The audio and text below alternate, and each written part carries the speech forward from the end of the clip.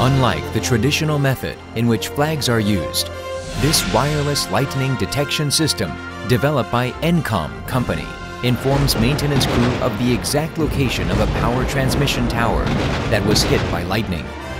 This system enables you to follow the exact procedure you should take after lightning hits a power transmission tower.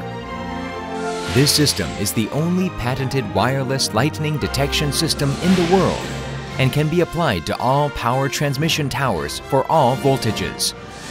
This system has also been exported and has been acknowledged as a good technical development.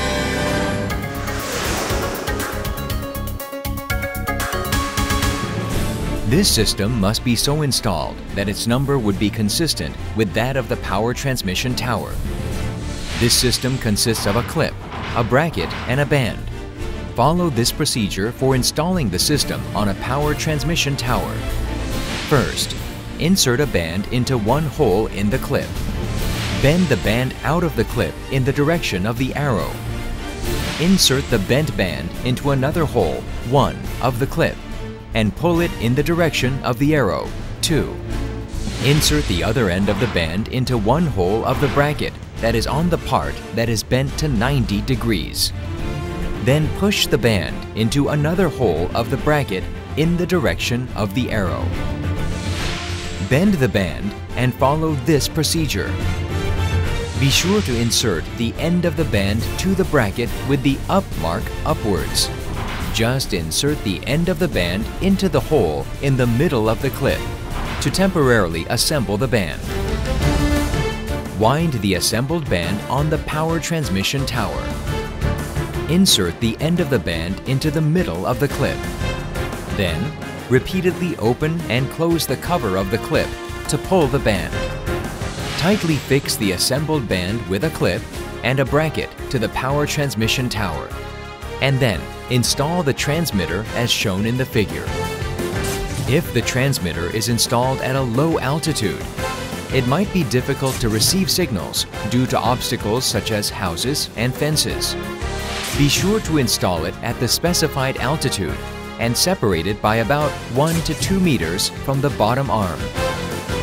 The receiver in a car must be installed at windows so that it would not be blocked by metal plates. It is recommended that more than 2 receivers be operated at once.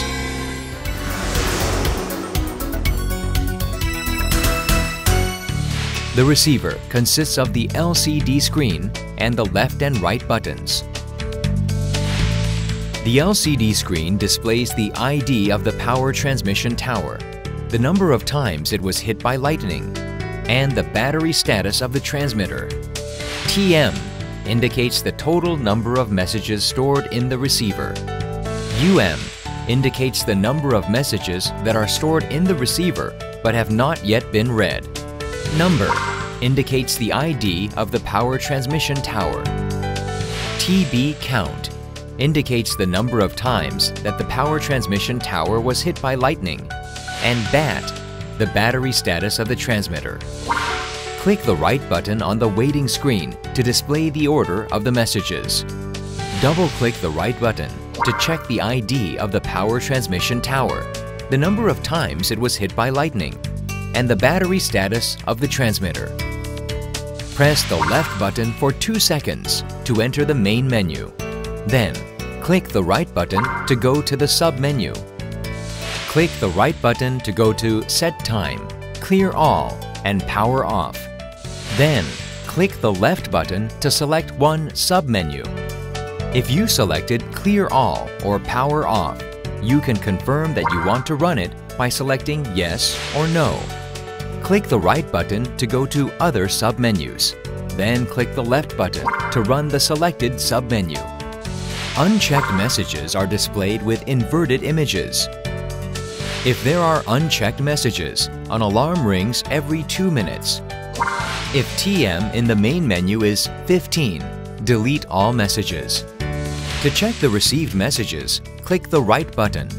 The check messages will be displayed as shown in the figure. When the receiver is not being used, turn it off to save power.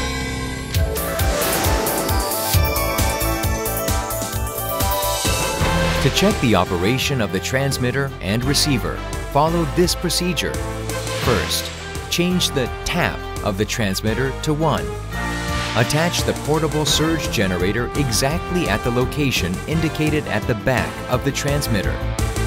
If the generator is not within the range of the sensor in the transmitter might not be able to detect the surge even though it has been generated. Press the charge button for 10 seconds. If the LED light turns on, the preparation for the test has been completed. Press the discharge button on the generator for 1 to 2 seconds after the charging. After pressing the charge button for 10 seconds, the LED light will gradually dim and then automatically turns off.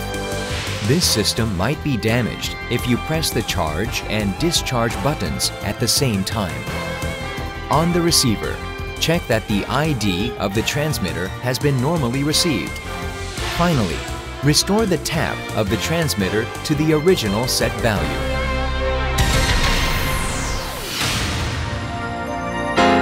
www.ncom.co.kr.